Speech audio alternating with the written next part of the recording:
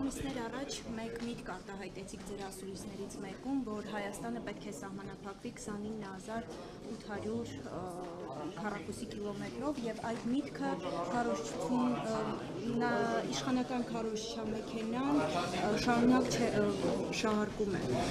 Ի վերջո ինչն էր նպատակը, ինչ միտք էիք ուզում արտահայտել եւ ինչ էր դա նշանակում։ Նույն ասուլիսի ժամանակ նաև տվել եմ այդ բացատրությունը,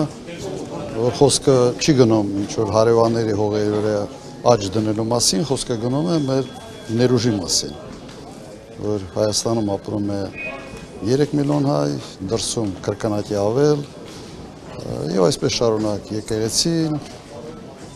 մեր ընդհանրապես լոբիստական հնարավորությունը եւ եթե չեմ սխալվում այն ժամանակ ասացի նաեւ որ